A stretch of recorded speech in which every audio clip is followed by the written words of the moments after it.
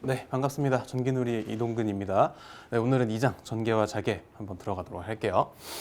지난 시간에 1장에서 이제 직류회로의 기초, 그러니까 회로 이론 파트죠. 회로 이론 파트 앞부분을 했고요. 이제 오늘 여기서는 전자기학 파트가 될 겁니다.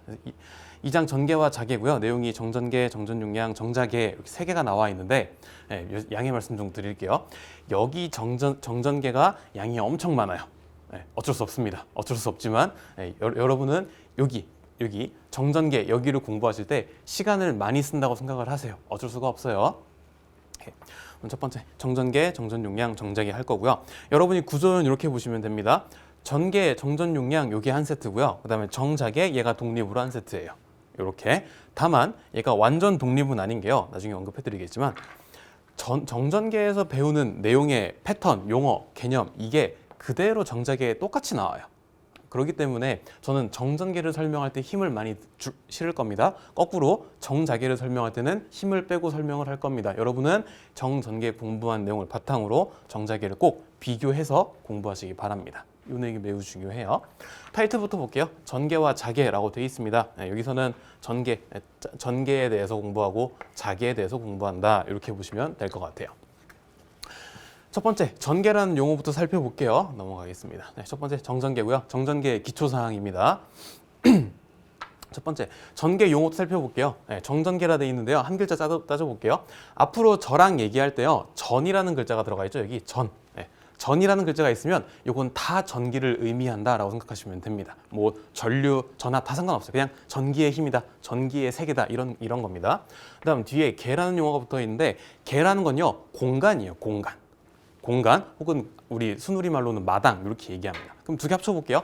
전이라는 건 전기를 뜻하고 개라는 건 공간을 뜻한다. 그러면 두 개 합친 전개는 무슨 뜻이다? 네. 공간은 공간인데 전기의 힘이 가득 들어있는 공간이다. 이런 뜻인 겁니다. 여러분이 전개에 대해서 일단 여기 뭔가 내용은 많지만 가기 전에 눈을 감고 상상을 먼저 한번 해보세요. 전개가 뭐냐면 쫙 우주 공간에 뭔진 모르겠지만 공간이에요. 거기에 전기의 힘이 쫙 들어있는 겁니다. 요걸 먼저 생각을 해놓고 진행을 하셔야 됩니다. 그다음 앞에 정이라는 말이 붙어 있어요. 정은 영어로 스태틱이라고 하고요. 움직이지 않는다, 멈춰 있다라는 얘기입니다. 전개라는 건 전기의 힘이 들어있는 공간인데 그 전기의 힘이 지멋대로 막 움직이면 공간을 해석하는 게 잘 돼야 안 돼요. 해석이 어려워지겠죠. 그래서 가장 간단한 것보다 전기의 힘이 멈춰 있는 거. 마치 우리 동영상을 보다가 일시정지 딱 누르면 어떻게 돼요? 사람들이 멈추죠. 그게 정이라는 상태예요. 따라서 정전개라는 건 전기가 멈춰 있는 상태에서 그 공간을 해석하겠다라는 겁니다. 되게 중요한 말입니다. 전기가 들어있는 공간을 해석하겠다라는 얘기입니다. 하나씩 갑니다. 그럼 전기의 힘이 뭐냐라고 했을 때 정전개에서는요. 전기의 힘을 이렇게 얘기할 겁니다. 전기의 힘을 지닌 입자라는 걸 가상으로 세팅을 할 거예요. 실제 있는지 없는지는 몰라요. 전기라는 건 눈에 보인다 안 보인다. 눈에 안 보이기 때문에. 그래서 전기의 힘을 지닌 입자가 있다라고 생각을 할 겁니다. 걔를 뭐라고 할 거냐? 전하라고 합니다. 일렉트릭 차지, 전기의 힘을 가진 입자라고 합니다. 전하는 개념에 대한 이름이고요. 이 개념을 앞으로 전하라고 쓰지 않을 겁니다. 앞으로는 Q라는 알파벳으로 대체해서 쓸 거예요. 따라서 전하의 대표 문자는 Q가 되는 겁니다. 뭐 스몰 Q든 라지 Q든 크게 상관없습니다. Q고요. 그다음 개념 나왔죠? 그다음 대표 문자 나왔죠? 거기에 대한 내용 나왔죠? 그럼 마지막 뭐가 와야 된다? 반드시 단위가 붙어야 된다. 여기 대괄호 안에 들어있는 건 단위라 그랬습니다. 여기에 대문자 C를 씁니다. 이게 단위고요. 읽을 때는 C로 읽는 게 아니라 얘는 쿨롱이라 있습니다. 쿨롱. 보통 단위들은 사람 이름이라 그랬습니다. 학자 이름이요. 따라서 전개의 기본은 뭐다? 전하에서 출발한다. 전하 대표 문자 Q고요. 단위는 쿨롱을 쓴다. 필히 기억하시기 바랍니다. 두 번째, 유전율이라는 개념이 나왔어요. 요거는 조금 어렵다. 조금 어렵지만 반드시 짚고 넘어가야 되는 얘기입니다. 유전율을 그냥 심플하게 압축해서 정리해 드릴게요. 특정한 공간, 특정한 물질에 대한 전기 상수입니다. 물질마다 정해져 있는 다 다른 값이에요. 이게 유전율입니다. 근데 이렇게 써도 좀 표현이 좀 어렵죠? 근데 그냥 그렇게 이해해 주세요. 공간마다 물질마다 정해져 있는 값이다. 여기 있는 건 어떤 물질의 특성을 나타내는 값이다. 이렇게 이해하시면 됩니다. 유전율은 이렇게 꼬부랑 글자를 쓰고 얘는 그리스 문자 입실론이라고 합니다. 유전율은 엡실론으로 쓰고요. 이 친구의 정의는 이렇게 쓸 거예요. 유전율 엡실론은 엡실론 제로 곱하기 엡실론 S 이렇게 쓸 겁니다. 이 정의를 보니까 뭔가 이해가 돼야 되는데 기분이 나빠요. 왜요? 입실론을 정의하는데 다시 입실론이 들어가 있거든요. 새끼를 치고 있으니까 기분이 나쁜 겁니다. 이해가 안 가요? 그래서 하나하나 분석해 볼게요. 첫 번째, 입실론 제로라는 용어가 있어요. 입실론이 유전율이고요. 거기에 첨자가 제로가 붙었어요. 제로라는 건 없다는 얘기죠. 뭐가 없다? 어떤 공간에 물질이 없다라는 얘기입니다. 따라서 입실론 제로는 공간 중에 어디? 진공이라는 공간을 세팅을 할 겁니다. 진공의 유전율을 기준으로 둘 거예요. 그래서 얘를 뭐라고 한다? 입실론 제로라고 할 겁니다. 입실론 제로가 뭐다? 진공의 유전율입니다. 됐죠? 입실론 제로는요, 학자들이 미리 계산을 합니다. 이건 불변하는 값입니다. 그래서 얼마냐면요, 대략 근사한 값이 이미 계산이 되어서 저희 교재에 적혀 있을 겁니다. 얼마? 8.854 곱하기 10의 마이너스 12제곱입니다. 여러분은 이 숫자는 필히 외우고 가져야겠다. 시험장에서 요거 알려준다, 안 알려준다? 안 알려준다. 요건 다 외우고 들어가는 거다. 뭐 상수니까 사실은 어쩔 수 없어요. 그냥 외우는 수밖에 없어요. 8.854 곱하기 10의 마이너스 12제곱입니다. 10의 마이너스 12인 거 주의하시고요. 마이너스 10이니까 큰 값이에요, 작은 값이에요? 무지무지하게 작은 값이고. 그렇죠? 8.854, 뭐 교재에 따라 8.855로 쓰긴 하는데 요거 잘 기억해 주시고. 그다음 뒤에 입실론 S라는 문자가 있습니다. 첨자 S 이렇게 돼 있고요. 입실론 S 이 친구는 비유전율 이렇게 얘기합니다. 여기서 B라는 말이 붙었어요. B는 뭐냐면요, 영어로 ratio, 비교했다, 비율 이런 뜻입니다. 따라서 비유전율은 뭐냐면 이런 뜻이에요. 어떤 뭔진 모르겠지만 노란색 물질, 노란색 공간이 있어요. 이런 노란 공간이 있어요. 그럼 요 노란 공간에 유전율이 얼마인지 파악을 해야 되는데 그거를 뭐 얘가 뭐 10.3이다, 뭐 20.6이다 이렇게 파악하기는 너무 힘든 거예요. 그래서 어떻게 할 거냐? 아까 배웠던 입실론 제로 있죠. 진공이죠. 진공.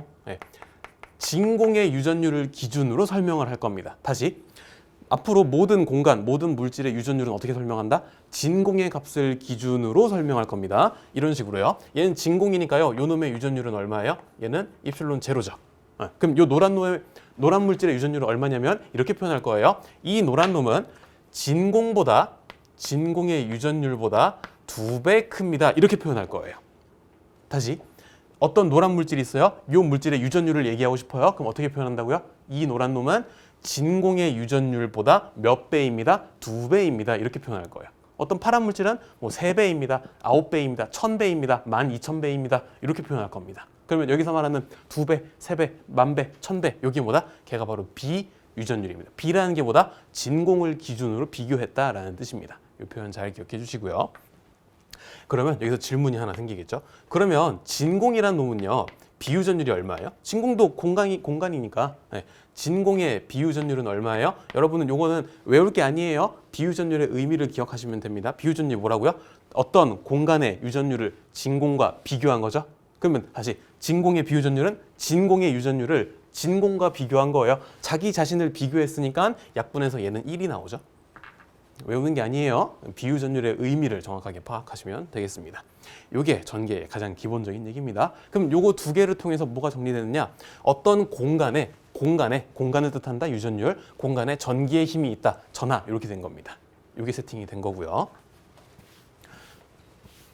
그다음 전개에 가장 처음 등장하는 핵심이 되는 개념 살펴볼게요. 첫 번째, 쿨롱의 법칙이라고 합니다. 아주 중요한 식이다. 쿨롱의 법칙 매우 중요합니다.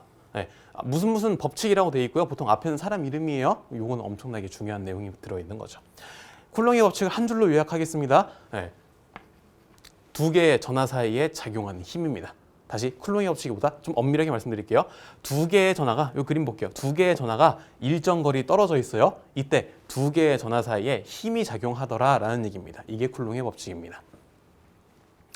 저는 간략하게 축약했습니다. 두 전하 사이에 작용하는 힘, 용어 반드시 기억해 주시고요. 그림으로 확인해 볼게요. 그림으로. 일단 뭐가 뭔지 몰라요. 일단 보세요. 여기 보시면 전하가 나와 있고요. 전기는 일반적으로 플러스 양전기가 있고 그거 성질이 반대인 음전기가 있어요. 두 가지가 있는 겁니다. 첫 번째 보시면 두 개의 전하가 일정 거리 떨어져 있죠. 그랬더니 둘 사이에 뭐가 생겼다? 힘이 생겼다. 이게 쿨롱의 법칙이다. 이렇게 되는 겁니다. 그 다음 두 개의 전하의 부호가 다른 경우가 있어요. 하나는 양전하, 하나는 음전하입니다. 마찬가지 두 개의 전하가 일정 거리 떨어져 있죠. 그랬더니 뭐가 생겼어요? 똑같이 힘이 생기더라 이거예요. 둘 다 쿨롱의 법칙이에요. 됐고요. 요 놈을 이제 수식으로 정리한 게 요 놈이거든요. 수식으로 정리한 겁니다. 수식으로 썼다는 얘기는 요 놈의 크기를 계산하겠다라는 얘기입니다. 쿨롱의 법칙은 힘에 대한 얘기고 그거의 크기니까 요거는 힘의 크기에 대한 얘기겠네요. 그래서 쿨롱의 법칙을 다른 말로요, 전기력을 계산한다, 정전력을 계산한다 이렇게 얘기할 겁니다. 전기에 들어가는 힘을 계산한다. 이런 거죠. 식 갈게요. 힘을 뜻하는 문자로 보통 F를 씁니다. 포스 약자 F예요. F는 4파이 입실론 제로분의 1 곱하기 R 제곱분의 Q1, Q2 이렇게 쓸 겁니다. 힘이기 때문에 단위는 뭘 쓴다? 뉴턴을 쓴다. 힘의 단위 뉴턴이요. 그러면 여러분이 보통 전기 쪽을 공부하시는 분들이 많이 함정에 빠지는 게 뭐냐면요. 특히 전자기학이 그래요. 어떤 개념이 나오면 식이 나오거든요. 그러면 여러분 보통은 앞뒤 계산 안 하고 그냥 이 식부터 외우시는 분들이 있어요. 쿨롱의 법칙은 F는 4파이 입실론 제로분의 1 곱하기 R제곱분의 Q1, Q2야 라고 식부터 먼저 도전하시는 분들이 있어요. 절대 그러지 마시기 바랍니다. 물론 식을 외우지 말란 말이 아니에요. 문제를 풀려면 당연히 이거 알고 있어야 돼요. 계산해야 돼요. 하지만 여러분이 처음 개념을 공부하는 거라면 식을 외우는 게 절대 첫 번째가 돼서는 안 돼요. 뭐다? 쿨롱의 법칙은 뭐다? 라고 말로 설명할 수 있어요. 쿨롱의 법칙은 뭐다? 두 전하 사이에 작용하는 힘의 크기, 힘을 계산한다. 힘이 작용한다. 여러분이 이걸 기억하시고 그걸 이제 식으로 하는 겁니다. 식을 여러분이 외우시는 건 두 번째 할 일이에요. 절대로 첫 번째 우선순위가 아닙니다. 가겠습니다. 이 식을 분석합니다. 여러분이 식을 배울 때 항상 간과하는 게요. 이 가운데 있는 등호 이퀄이거든요. 이 이퀄을 이게 보통 크게 신경 안 쓰잖아요. 근데 이 이퀄이 되게 중요한 의미가 있어요. 확인해 볼게요. 여기 보시면 좌변 어때요? F 힘이죠? 힘이 있다, 힘이 존재한다 이런 뜻이에요. 힘이 있다. 그 힘의 정체는 다음과 같다. 그 힘이 생기는 배경은 다음과 같다 이런 뜻이에요. 여러분이 이퀄을 기준으로 좌우변을 연달아서 연속해서 왔다 갔다 하시면서 보시기 바랍니다. 그러면 힘을 해석하려면 이 장면을 해석하면 된다는 얘기입니다. 아주 중요한 거예요. 가볼게요. 그러면 F는 앞에 부분, 뒤에 부분인데요. 요건 조금 이따 갈게요. 넌 잠깐 이따 보자. 뒤에 거 먼저 가겠습니다. 뒤에 거. 여기를 보시면 식이 이렇게 생겼습니다. 이렇게. 그럼 우리가 볼 건 이거예요. R이 뭔지, Q1이 뭔지, Q2인지 뭔지 파악할 겁니다. 그래서 여러분이 개념을 공부하려면 필히 옆에 그림이 있어야 돼요. 여러분은 머릿속에 그림으로 넣고 여러분 내용을 확인하셔야 됩니다. 그림 보세요. 일단 그림 먼저 이해해 보자고요. 두 개의 전하가 있고요. 두 개의 전하가 붙어 있나요? 떨어져 있나요?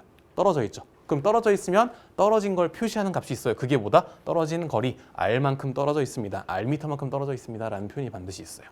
그 다음 두 개의 전하가 있으니까 이름을 갖다 붙일게요. 그냥 이렇게 뭐 김씨, 이씨 이렇게 붙이는 거예요. 얘를 Q1이라고 이름을 붙이고요. 얘를 Q2라고 이름을 붙인 것 뿐이에요. 그냥 이름을 붙인 것 뿐이라고요. 그렇죠? 그러면 이 그림 살펴보세요. 그럼 이 그림에 해당하는 내용이 그대로 요 식에 싹 들어가 있죠. 그럼 여러분은 이 내용 분석하면 되는 겁니다. 첫 번째, 힘에 대해서 얘기할 건데요. 거리에 대한 정보가 나와 있어요. 대신 거리가 분모로 들어가 있죠. 그 다음 그냥 거리 R이 아니라 R의 제곱으로 들어가 있죠. 이걸 어렵게 표현하면 뭐예요? 쿨롱의 법칙, 쿨롱의 법칙에 의한 힘의 크기는 거리와 무슨 관계입니까? 이런 뜻이 되는 거예요. 눈으로 보고 그대로 확인해 보세요. 힘은 거리의 제곱에 반비례합니다. 라고 쓰시면 되는 겁니다. 물론 여러분이 이걸 그림으로 직관적으로 한번 이해해 보겠습니다. 이 식은 잠깐 잊어버리고 이 그림만 보세요. 그림만. 두 개의 전하가 놓여 있어요. 스스로 한번 장난쳐 보세요. 여기서 이제 두 개의 전하가 가까이 있는 게 서로 힘이 세요? 아니면 멀리 있는 게 서로 힘이 세요? 힘이 세다는 거 다시 바꿔볼게요.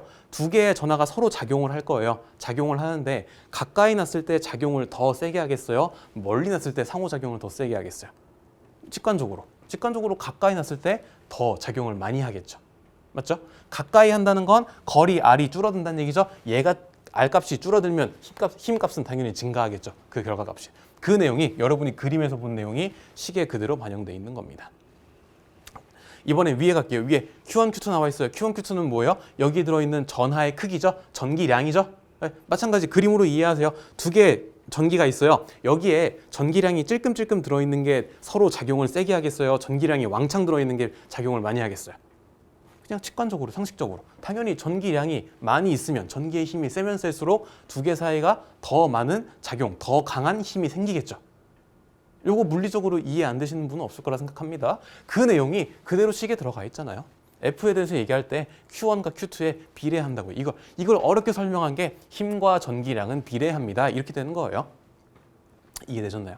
식을 볼 때요. 그냥 하나하나 여러분이 허투루 보지 마세요. 하나하나 물어보세요. 너는 왜 거기 있니? 너는 그림에서 어떤 의미니? 라고 물어보세요. 다시 F는 그러면 이 뒷부분은 끝났습니다. 거리 해석 끝났죠? 전기량 해서 끝났죠? 오케이, 그럼 앞에 갑니다. 앞에 가니까 뭔가 요상한 놈이 있어요. 얘 4 숫자고요. 파이 원줄이죠. 숫자 3.14 어쩌고 하는 거. 그다음 여기 입실론 제로가 와 있어요. 예, 좀 전까지는 기분 나빴지만 얘도 이제 뭔지 안다. 왜요? 입실론은 유전율이고 거기에 첨자 제로가 붙었으니까 얘는 진공의 유전율일 것이다. 맞죠? 그럼 그거 분의 1이니까 요거 통째로 숫자인 거 보이시나요? 4 숫자, 파이 숫자, 입실론 제로, 진공의 유전율, 상수값 8.854 곱하기 10의 마이너스 12제곱, 상수. 그다음에 분수로 계산해도 어차피 상수. 따라서 요거의 상수값은 미리 외우고 정리하고 가겠습니다. 4파이 입실론 제로분의 1은요. 상수값 미리 계산 끝난 거예요. 얼마로 바꿔서 계산하면 되느냐? 9 곱하기 10의 9제곱으로 취급해 주시면 됩니다. 이거에 대해서 이제 앞으로 고민할 이유가 없어요. 아, 얘는 상수네. 얼마? 9 곱하기 10의 9제곱 이렇게 쓸 겁니다. 이렇게 해주시면 여러분이 쿨롱의 법칙의 크기와 개념에 대해서 정리가 된 겁니다. 그 다음 두 번째, 전기력의 방향에 대해서 얘기합시다. 항상 이제 앞으로 여러 번 반복할 거예요. 힘에 대해서 물으면요, 항상 두 가지를 묻게 돼 있어요. 그 힘의 크기가 얼마냐, 그 힘의 방향이 어디냐, 이걸 묻게 되어 있습니다. 전기력의 방향 매우 중요합니다. 당연히 확인해 볼게요. 근데 그림으로 판단하면 끝났죠. 얘랑 위에 그림이랑 아래 그림이랑 뭐가 달라요? 얘는 전기의 부호가 같고 얘는 전기의 부호가 반대죠. 여러분 이거 보시면 됩니다. 전기의 부호가 서로 같다? 그럼 얘는 반발력이. 반발력이라는 건 말이 어렵지만 이런 거예요. 두 개의 전하가 서로 멀어지려고 한다. 서로 멀리 떨어지려고 한다. 이게 반발력이에요. 반발력, 청력 이렇게도 얘기합니다. 같은 거예요. 그다음 이번엔 부호가 반대예요. 항상 전기를 공부하실 때는 성질이 반대인 것도 세트로 기억하시기 바랍니다. 예측 한번 해보세요. 부호가 같을 때 서로 밀어냈네. 그럼 부호가 반대일 때 어떻게 되겠다? 두 개가 서로 짝 달라붙겠죠. 달라붙는다. 그게 바로 흡인력이죠. 흡인력, 인력 같은 말이에요. 그래서 여러분은 전기력의 방향도 판별하실 줄 아셔야 됩니다. 아시겠죠? 제가 칠판에 이렇게 많은 양을 적어드리는데 어쩔 수 없어요. 요거 다 중요합니다. 죄송합니다만 여기서 요건 버리고 가세요. 그런 게 없어요. 다 여러분이 가지고 가셔야 됩니다. 저희 교재에 상세하게 적어놨으니까 그 내용 참고하고요. 이번엔 두 번째입니다. 전개의 세기라는 용어가 등장합니다. 미리 말씀드릴게요. 정전계에서 넘버원으로 중요한 문자를 뽑아라. 바로 이 전개의 세기란 개념이에요. 이름부터 볼게요. 이름부터 어때요? 전개의 세기예요. 직관적이잖아요. 전개가 뭐다? 전기가 들어있는 그 공간이요. 그 공간이 얼마만큼의 파워가 있느냐 이런 얘기입니다. 아주 중요한 겁니다. 용어는 이렇습니다. 전개에서 단위 전하에 작용하는 힘이라고 되어 있습니다. 말 조금 어려운 것 같아요. 다시 공간의 한 지점에 작용하는 힘. 이게 사실은 제가 여러분께 해드리고 싶은 핵심적인 내용이에요. 전개 세계가 뭐냐면 전기가 들어있는 공간이 전개죠. 전개의 공간의 한 지점에서 얼마만큼 힘이 작용하는가라는 겁니다. 그림으로 볼게요. 여기 어떤 전하가 있고요. 전하가 있고 거기에 누가 있냐면요. 여기 분필 끝에다가 크기가 1인 1쿨롱짜리 전하를 놓고 여기 지점에 놓고 힘을 테스트할 겁니다. 다시 어떤 전하가 있으니까 여긴 분명히 전개입니다. 전개예요. 그 다음에 제가 힘을 테스트할 건데 어떻게? 전하끼리 힘이 작용하니까요. 여기다가 크기가 1인 전하를 놓고 여기 원천 전하, 근원 전하로부터 가까운 점에 놓고서 힘을 테스트하고요. 중간 점에 놓고 힘을 테스트하고요. 먼 점에 놓고 힘을 테스트할 거예요. 이런 식으로. 그러면 가까운 점, 중간 점, 먼 점마다 여기 작용하는 힘이 얼마인지 체크가 되겠죠? 대신 얘를 기준 사이즈 1로 잡았기 때문에 걔를 특별히 이 전개의 세기라는 용어로 표현할 겁니다. 전개의 세기의 개념식은 다음과 같습니다. 이는 4파이 입실론 제로분의 1 곱하기 R제곱분의 Q 이렇게 쓸 겁니다. 그다음 이렇게 놓고 보니까 이 식이 아까 봤던 쿨롱의 법칙식과 어때요? 생긴 게? 거의 똑같죠? F식 있어요. 쿨롱의 법칙식 따가지고요. 그대로 싹 한번 겹쳐보세요. 그러면 거의 똑같아요. 뭐 하나만 차이나요? 여기에는 얘가 전하가 하나밖에 안 들어있다 이렇게 보시면 돼요. 왜 전하가 하나냐면 여기 1자리 났죠? 쉽게 말하면 여기다가 곱하기 1인 거예요. Q1, Q2인 거예요. 근데 1자리니까 쓸 필요 있다 없다. 쓸 필요 없기 때문에 이렇게 되고 얘가 전개의 세기가 되는 겁니다. 이 개념 반드시 이것도 마찬가지 식을 외우는 건 두 번째 할 겁니다. 여러분은 그림과 내용을 먼저 잘 정리하시기 바랍니다. 요거에 대해 고민하시고 그 다음 식으로 외우는 거예요. 그다음 전개의 세기 단위는 이렇게 쓸 거예요. 이렇게 쓸 겁니다. 얘는 볼트 퍼 미터 이렇게 쓰는 겁니다. 볼트 퍼 미터. 굳이 분수로 쓰자면 미터분의 볼트가 되겠죠. 얘가 전개의 세기의 단위가 되는 겁니다. 매우 중요한 식이니까 이것도 잘 기억하시고 아까 봤던 요거 또 나왔죠. 4파이 입실론 제로분의 1 요거 나왔어요. 상수값 얼마? 요거 통째로 9 곱하기 10의 9제곱. 요거 잘 확인하고 넘어가겠습니다. 그다음 두 번째, 전하가 받는 힘이라고 해서요. 전하가 힘을 받는데요. 그럼 가만히 있는 전하가 힘을 받진 않을 거예요. 어떻게 된다? 여기 보시면 힘이 생겨요. 어떤 경우에 생기냐면 전하가 어디에 들어있을 때? 전개에 들어있을 때 힘이 생긴다. 힘을 받는다. 이런 얘기입니다. 예를 들어 여기 하나의 전개고요. 요 전개 안에 뭔진 모르겠지만 전하가 하나 놓여 있어요. 전하가 놓여 있어요. 그럼 이 전하는 전개에 의해 영향을 받고 있는 거죠. 그랬더니 이 전하에서 뭐가 일어나느냐? 이 전하는 움직이는 힘을 받게 되더라라는 겁니다. 이게 바로 전하가 받는 힘입니다. 요거에 대해서 상세하게 기출 문제이긴 하지만 기본 설명에서 넘어가겠습니다. 그다음 세 번째 전기력선 갑니다. 전기력선. 얘는 뭐냐면요. 설명부터 볼게요. 전기의 힘을 눈에 보이도록 선으로 그린 것. 이게 바로 전기력선. 이름부터 보세요. 전기력, 전기의 힘을 어떻게 선으로 그린 것. 얘가 전기력선의 개념입니다. 기본적으로 어떤 공간에 전하가 있어요. 애초에 전기 자체가 눈에 보인다, 안 보인다? 눈에 안 보이니까. 눈에 안 보이는 걸 눈에 보이는 형태로 놓고 그려보자 이런 겁니다. 그래서 전하에서 이렇게 선이 생기죠. 얘가 바로 전기의 힘을 나타낸다 이런 겁니다. 근데 키워드 적어드릴게요. 나중에 아시겠지만 전기력선이 곧 뭐다? 전개의 세기를 뜻하는 거예요. 다시 전기력선은 뭐냐면 전개의 세기를 눈에 보이는 형태의 선으로 표현한 겁니다. 그렇죠? 뒤에 가시면 여기 있네요. 앞으로 전개의 색이 항상 개념을 배울 때는 크기와 방향에 대해서 잘 주의하시기 바라고요. 그 다음 가시면 전기력선의 성질 9가지가 나와 있을 겁니다. 저희 교재에 있죠. 여러분은 요 9가지 박스 치시고 요거 다 외우게 될 겁니다. 시험 나와요. 어떻게 나오느냐? 다음 중 전기력선의 성질로 옳은 것을, 옳지 않은 것을 고르시오 나올 겁니다. 전기력선의 성질 반드시 나오니까 요거 다 외울 겁니다. 근데 솔직히 말하면 저랑 같이 이제 지금부터 제가 봐드릴 거예요. 하나씩 쭉 볼 겁니다. 하나씩 보고 나면 특별하게 외울 만한 건 없어요. 가보겠습니다. 1번. 전기력선의 방향은 그 점의 전개의 방향과 같으면 아까 했던 얘기죠. 전기력선 곧 뭐다? 전개의 세기다. 요거예요.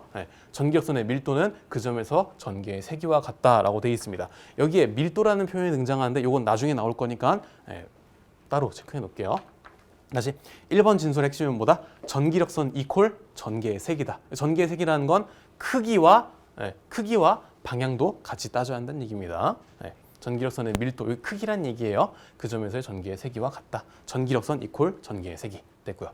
두 번째, 전기력선은 양전하에서 시작하여 음전하에서 끝난다. 괜찮죠? 양전하에서 나와서 음전하에서 끝난다. 요거 확인하시고요. 그 다음 3번. 같은 시리즈예요. 전하가 없는 곳에서는 전기력선이 생기거나 없어지지 않는다. 즉, 연속이다 라고 되어 있습니다. 그냥 간단하게 보여드릴게요. 여기에 어떤 양전하가 있어요. 그럼 양전하에서 전기력선이 나갑니다. 쭉 나가요. 이 전기력선은 어디까지 가냐면요.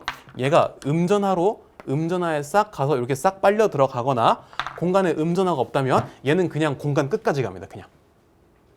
끝까지 가요. 전기력선이 가다가 그냥 지 혼자서 힘들다 하고서 지 혼자서 뚝뚝 사라진 경우 있다 없다?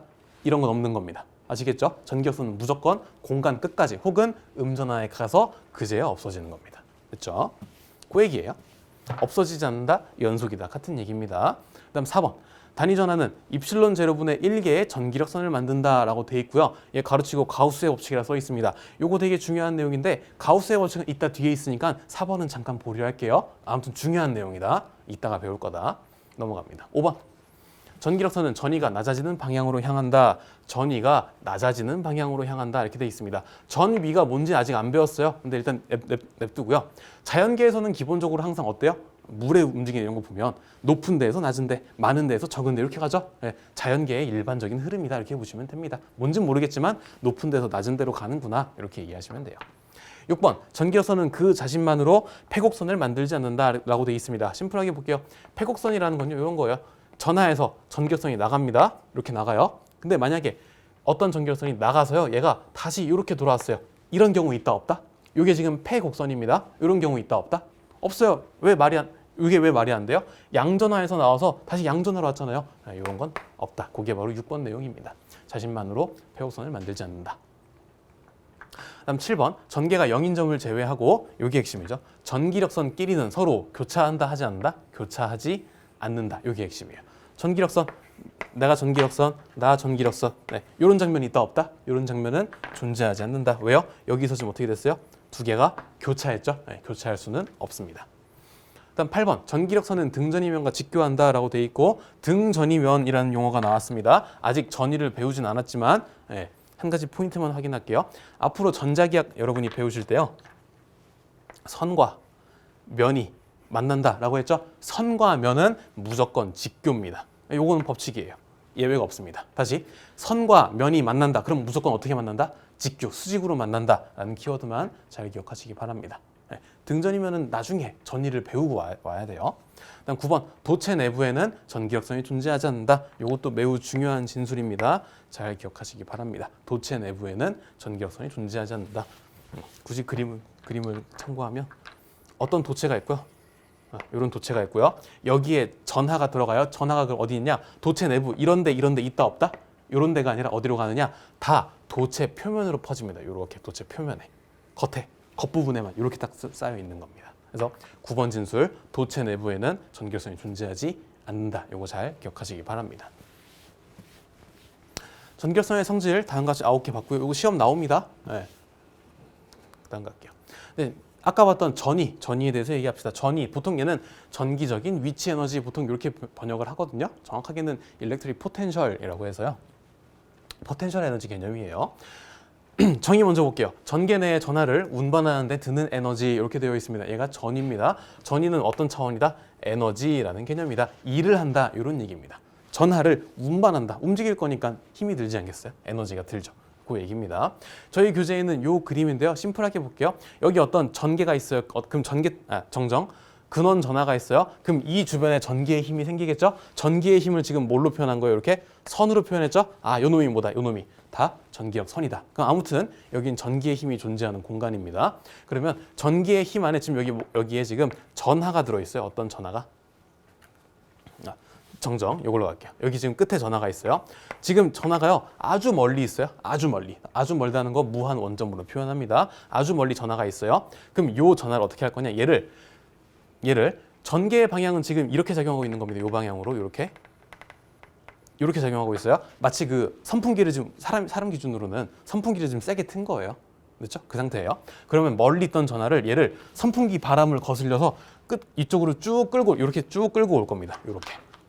그러면 얘는 지금 선풍기 바람을 맞으면서 이렇게 움직여야 되는 거죠. 그러니까 힘이 든다 안 든다? 힘이 든다라는 얘기입니다. 그래서 이 전하가 이 지점까지 왔을 때 그럼 여기서부터 이만큼 에너지를 쓰지 않았겠니? 그래서 이걸 바로 이게 위치에 따라서 전하가 존재하는 위치에 따라서 갖고 있는 에너지가 결정된다라고 해서 전위라고 하는 겁니다. 정확한 내용은 이제 우리 기사급으로 가서 이제 적분하고 설명하시면 제일 정확하지만 저희는 간단하게 이렇게 정리할게요. 따라서 저희는 밑에 있는 개념식 확인하도록 하겠습니다. 이게 전위의 정의식입니다. V는 4파이 입실론 제로분의 1 곱하기 R분의 Q에 R분의 Q.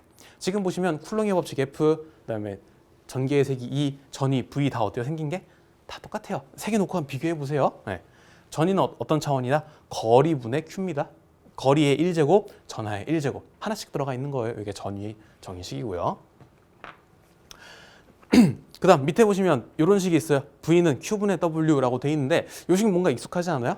이게 우리 지난 시간에 봤던 전압의 정의식이에요. 전압. 그러고 보니까 전이라는 놈도요. 단위를 뭘 써요?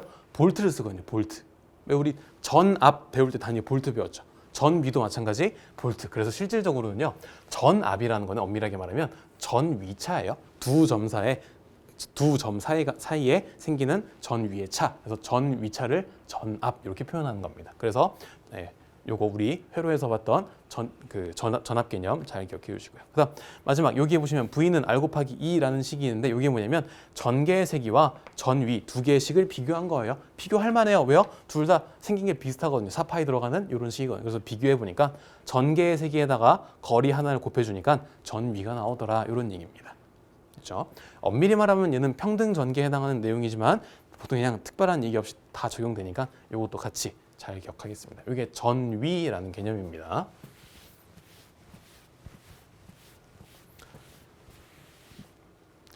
그 다음 이번엔 전속입니다. 되게 비슷비슷한 용어가 많죠?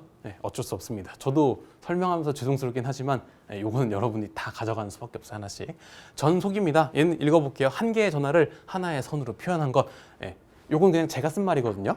제가 봤을 때 전속을 이렇게 정리하는 게 가장 깔끔하더라고요. 뭐 교재마다 전속에 대한 표현이 조금 달라요. 근데 요거는 제 버전의 말씀입니다. 전속이란 뭐냐? 한 개의 전하를 한 개의 선으로 표현하자 이런 거예요. 그림으로 볼게요. 어떤 공간에 한 개의 전하가 있어요. 한 개의 전하가 있으니까 얘는 1 쿨롱 이렇게 써주면 되겠죠. 한 개의 전하. 그럼 한 개의 전하를 지금은 정전계니까 전하가 멈춰 있지만 나중에 전류가 되면 얘가 움직일 거거든요. 움직일 거니까 움직이는 건 화살표로 써주면 되겠죠. 그래서 얘를 뭐라고 할 거냐? 얘를 전속이다 이렇게 얘기할 겁니다. 한 개의 전하를 한 개의 선으로 표현한 것. 그러면 전하가 2개 있으면요. 그럼 선 몇 개 그려야 돼요? 선 2개 그리면 되죠. 따라서 전속은 얼마입니다? 2입니다 라고 얘기하시면 되죠. 근데 문제는 뭐냐면 전속은 그럼 새로운 개념이니까 얘도 단위가 붙어야 되죠. 화살표니까 원래는 한 개, 한 가닥 이렇게 했단 말이야. 화살표 선이니까. 근데 생각해 보니까 아니 어차피 전하의 크기랑 전소의 크기 똑같은 거 아니냐. 맞죠? 크기 무조건 똑같죠? 그러면 전속도 그냥 똑같이 단위를 쿨롱으로 쓰자 이렇게 되는 거예요. 그래서 전속의 단위는 쿨롱 이렇게 표현합니다. 대표 문자는 원래 그리스 문자 푸사이가 있긴 한데요. 요거 잘 안 써요. 잘 안 써요. 그래서 굳이 제가 적진 않았습니다. 대신 전속은 잘 쓰진 않지만 전속 밀도라는 개념은 아주 중요합니다. 요건 매우 중요하다. 전속 밀도라는 개념 매우 중요합니다. 정의부터 볼게요. 정해진 면적을 지나가는 전속의 수입니다. 정해진 면적을 지나가는 전속의 수라고 되어 있고요. 조금 어려워서 제가 밑에 그림을 먼저 만들었어요. 정해진 기준 첫 번째 정해진 면적이에요. 먼저 밀도라는 말부터 볼게요. 밀도가 뭐냐? 원래 밀도 덴서티는 어떤 공간 안에 촘촘하게 뭔가 꽉 차게 들어있다. 이게 밀도죠. 빽빽할 밀자니까요. 근데 전자기학 공간에서는 이렇게 얘기할게요. 어떤 공간에 요 손바닥만한 면적을 하나 만들어요. 손바닥만한 면적. 이 면적에 어떤 화살표, 선이 하나 지나가느냐, 3개가 지나가느냐 이걸 따질 겁니다. 이게 밀도예요. 그럼 여러분이 보시기에 둘 중에 같은 면적, 노란색 같은 면적이에요. 같은 면적에 선이 하나 지나가고 선이 3개 지나가요. 그럼 둘 중에 밀도가 높은 쪽은 어디예요? 선이 많이 지나가는 이쪽이죠. 얘가 밀도가 높은 거죠. 그럼 만약에 이 선의 정체가 전속선이었다면 그럼 여기에 전체가 뭐가 되는 거예요? 전속이 지나가는 밀도니까 전속 밀도가 되는 겁니다. 이게 전속 밀도의 정의예요. 전속 밀도는 매우 중요한 개념이고요. 대표 문자로 D를 적어줄 겁니다. 전속 밀도 D라고 얘기를 합니다. 요놈의 그 정의식과 관계식을 적어드렸는데요. 여러분은 첫 번째 요식 있죠, 요식. D는 입실론 곱하기 2. 요식을 먼저 잘 기억해 주시기 바랍니다. 요거는 그냥 사족으로 갖다 붙인 거고요. 실제는 여러분이 요걸 D는 입실론 곱하기 2 이 형태를 잘 기억하시기 바랍니다. 참고 여기 지금 보시면 그냥 입실론만 써 있죠. 만약에 입실론 제로라고 써 있다는 건 여기가 지금 어떤 공간이라는 얘기예요? 입실론 제로잖아. 아무것도 없다. 여긴 지금 진공입니다 라는 공간에 대한 세팅이 들어간 겁니다. 지금 이 식에서는 함부로 제가 제로라고 쓰지 않았어요. 그럼 여기는 진공이다 라고 속단하면 돼야 하는데요.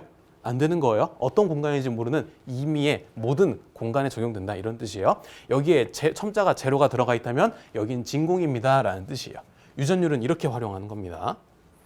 그 다음 전속 밀도 단위 갑니다. 마지막 전속의 단위가 쿨롱이었죠. 전속의 단위가 쿨롱이었죠. 그 다음 밀도가 뭐였어요? 정해진 면적을 지나간다 그랬죠. 그래서 정해진 면적이니까 미터 제곱 면적을 기준으로 전속이 몇 개 가느냐 이게 바로 전속 밀도의 개념입니다. 매우 중요한 식입니다. 그 전개 파트에서 넘버 2로 중요한 개념이 전속 밀도예요. 넘버 1은 전개의 색이고요. 넘버 2가 전속 밀도입니다.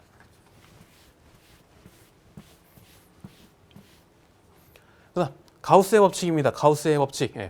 이것도 기사산업기사 쪽에서는 복잡하게 막 내용이 나와 있는데 제가 핵심만 빠르게 정리할게요. 가우스라는 사람이 계산해낸 법칙이에요.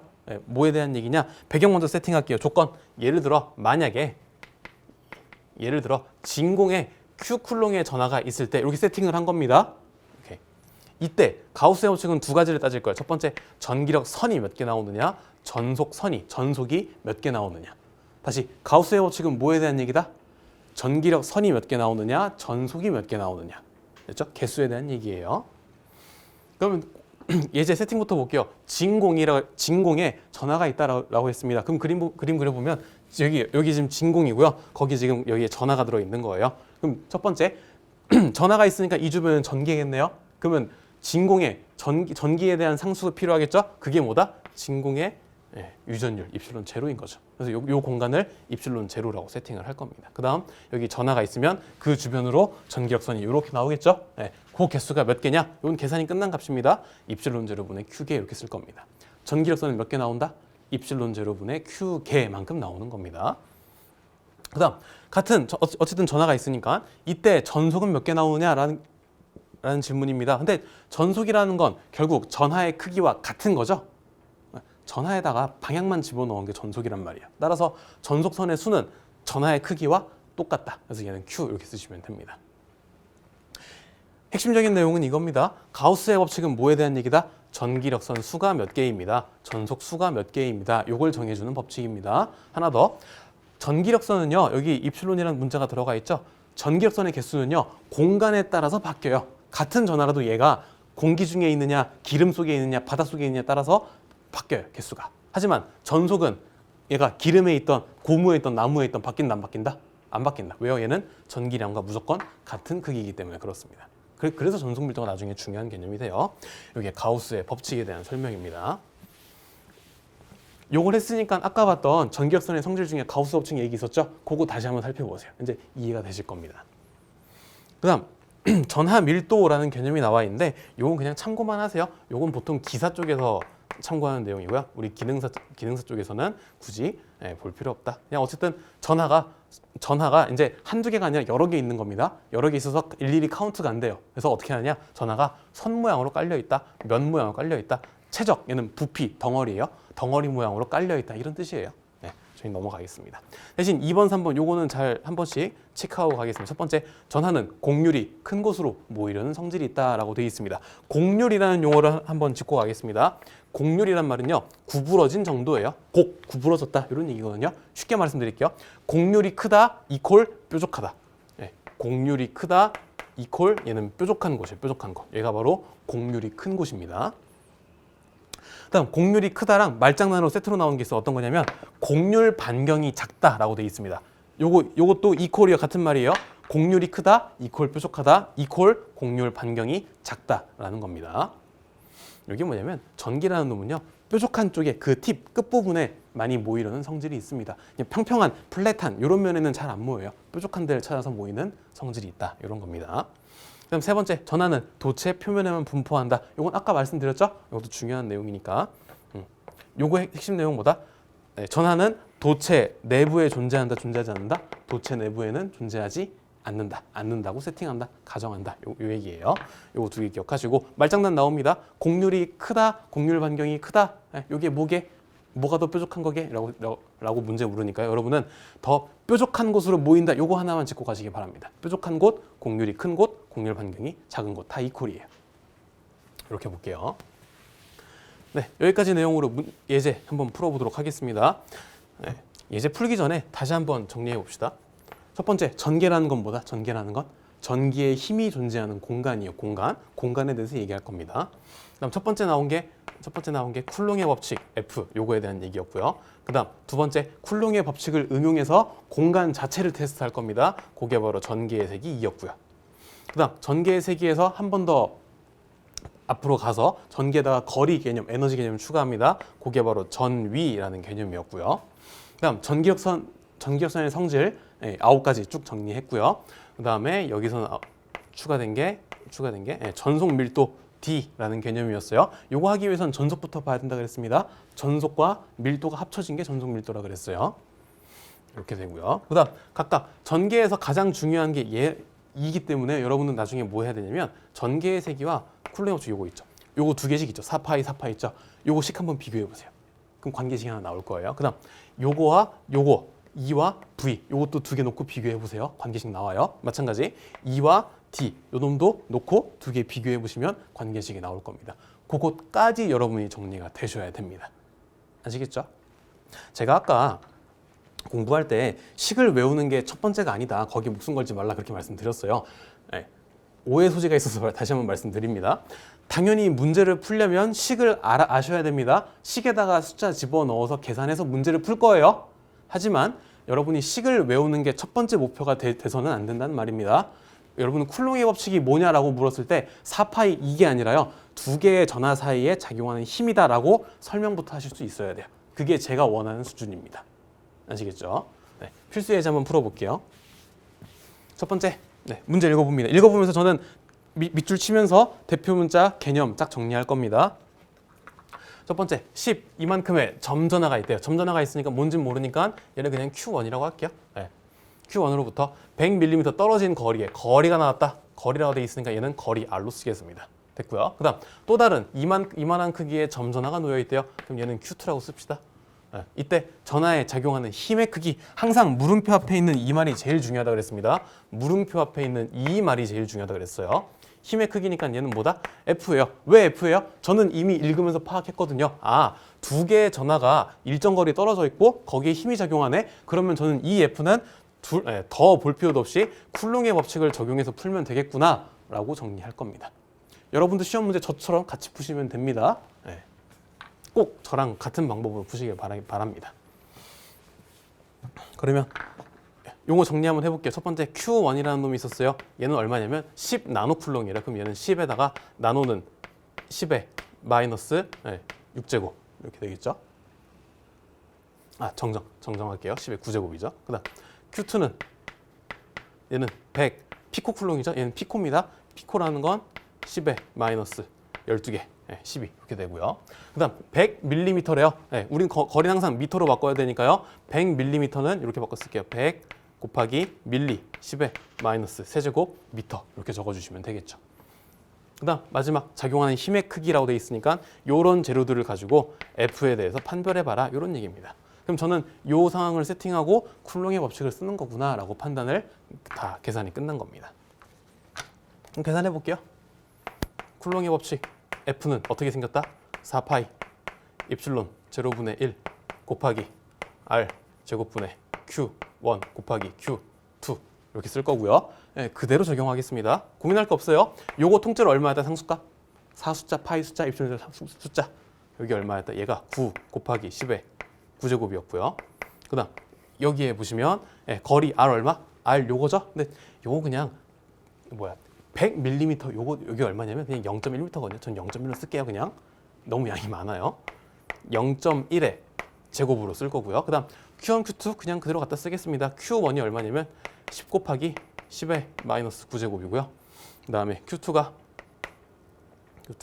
100 곱하기 10의 마이너스 12개의 제곱이에요. 이렇게 되는 거죠. 이제 다 숫자 나왔죠? 그럼 이 계산은 누가 해준다? 이건 계산기가 할 겁니다. 저는 굳이 안 할 거예요.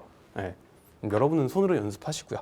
어쨌든 나왔으니까 계산기 누르면 게임 끝납니다. 그럼 값이 얼마가 나오겠죠? 저는 사실 계산기 누를 것도 없어요. 왜요? 저는 이미 보기를 보니까요. 다 100, 100이고요. 앞자리만 다르죠?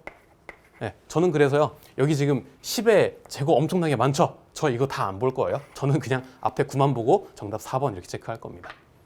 얘는 1번으로 나오네요. 정정할게요. 얘는 4번, 900 이렇게 나올 겁니다. 여기 숫자 들어간 건 얘밖에 없으니까요. 그렇죠?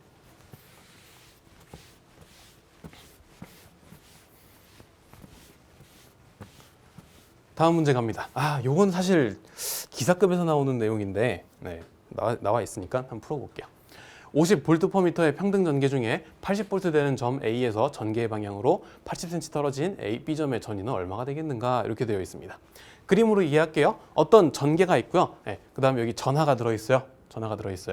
그 다음에 이 전 어떻게 할 거냐? 얘를요 0.8m 이쪽으로 옮기겠대요.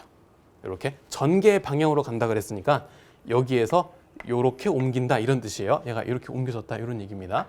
이때 B점의 전위가 얼마냐 이런 얘기입니다. 쉬운 문제는 아니지만 한번 확인해 봅시다. 제가 요거는 답을 내는 건 그렇다 치고요. 답을 내는 건 그렇다 치고 아주 중요한 판단 하나 해볼게요. 지금 여기서 묻는 건 전이죠. 전이 물음표 앞에 있는 말. 전이라는 건 전하에 의해서 생긴 전기력 선이 있어요. 얘를 선풍기 바람이라 표현했습니다. 이 바람을 거슬러서 여기 이렇게 오는 거예요. 이렇게 오는 겁니다. 맞죠? 그럼 질문 하나 해볼게요. 여기 있던 전하가 지금 전개가 지금 여러분 기준으로 왼쪽에서 오른쪽이에요. 여기 있던 전하가 이쪽으로 옮겼대요. 그럼 질문. 그럼 전위는 이 점에서 이 점으로 갔을 때 증가해야 돼요? 감소해야 돼요? 여러분이 이 판단만 정확하게 하셔도 전위에 대해서는 개념이 잡혀 있는 겁니다. 다시 여기 있던 전하가 전개를 따라서 이렇게 옮겼어요. 그럼 이때 이 점의 전위는 늘어난 거예요? 증가한 거예요? 감소한 거예요? 이 판단이 매우 중요해요. 네, 이때 전 윗값은요 무조건 감소한 겁니다. 전위는 감소했다. 아까 전기력선의 성질에서 뭐라 그랬어요? 전기력선은 전위가 낮아지는 방향으로 향한다 그랬죠? 전위가 낮아지는 방향으로 전하가 움직였잖아요. 그러니까 이 점의 전위는 당연히 낮아져야 되는 거예요. 그렇죠? 그래서 보기를 보시면 다 어때요? 처음 시작 전위가 80이었는데 80보다 다 줄었죠? 그래서 여기서 판단하시면 되는 겁니다. 알겠습니다. 전개의 세계에서요 50 볼트 퍼 미터라 그랬습니다. 이렇게 돼 있고요. 볼트 퍼 미터 요 단위가 무슨 뜻이에요? 볼트 퍼 미터? 네. 항상 분수를 여기 지금 미터분의 볼트죠? 네. 여러분이 어떤 분수를 해석하실 때는 분모를 기준으로 분자 해석하는 겁니다. 볼트 퍼 미터, 미터분의 볼트죠? 이런 뜻이에요. 1미터를 움직일 때마다 50볼트만큼의 전위가 변합니다 라는 뜻입니다. 다시 볼트 퍼 미터가 뭐다? 1미터를 움직일 때마다 전위가 얼마씩? 50씩 변합니다 라는 얘기입니다. 그럼 얘를 볼게요. 얘는 지금 얼마 움직였어요? 0.8m 움직였죠? 그럼 생각해 보세요. 1m를 갈 때 50볼트가 줄어든대요. 그러면 0.8m를 가면 얼마가 줄어야 돼요? 얼마? 네. 이걸 굳이 식으로 쓸게요. 네. 50 볼트 퍼 미터라는 전개 내에서 얼마 움직인 거?